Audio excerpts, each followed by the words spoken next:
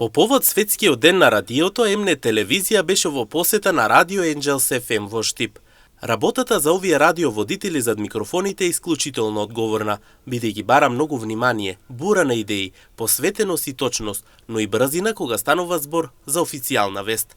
Но целата оваа одговорност за радиоводителката Надица Стојковска е пред се задоволство, бидејќи таа заедно со незиниот колега Никола Арсов секојдневно ги расположуваат слушателите и нивните обожаватели. Да се биде на радиоводител пред се огромно задоволство, голема одговорност, бидејќи овде се важни и неколку правила, да речам, како на пример дикцијата на гласот, вокалните способности, талентот кој што го имаш и она кој што сакаш да го пренесеш на слушателите, бидејќи овде за разлика од телевизијата не постојат гледачи, туку постојат слушатели и тоа на кое што можеш да ги освоиш со својот глас.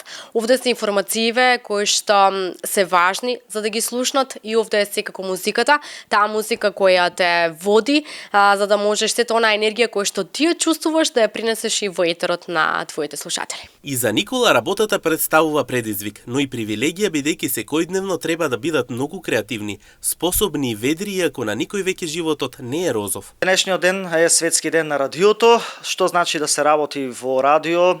Дефинитивно е голем предизвик за нас како новинари, како медиумски работници, како радиоводители.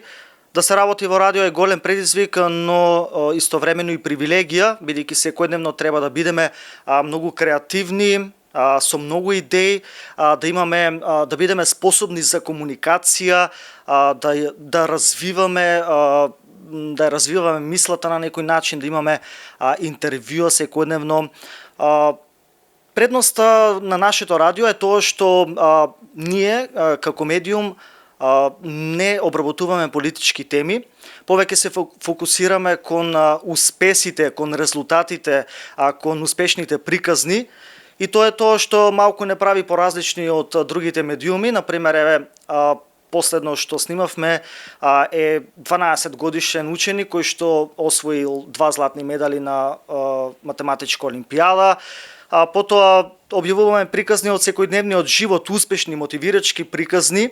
На прашањето која е дефиницијата за да рано наутро тие се слушаат бистро и чисто, Надица вели дека истата гласи одењето пеш до работа, утринско кафе, желба и љубов кон професијата, но и секако музика, која е посебен рецепт со утринското кафе. Добро прашање со оглед на тоа што секојаш е вау како се станува и како се будиме ние радиоводителите, особено некои што водат утринска емисија, па преферирам повеќе да одам пеш до радио, некако имаш и подобри мисли, ти се будат мислите и идеите кои што сакаш да ги споделиш со твоите слушатели.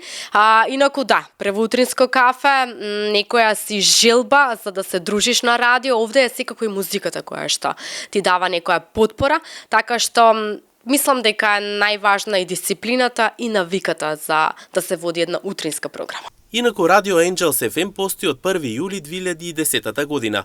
Првиот уредник на радиото е Трајче Јованов. Споганот на радиото е квалитетен звук за луѓе со стил и истото од почетокот со својата богата програма се наметна на поширокиот аудиториум во Македонија.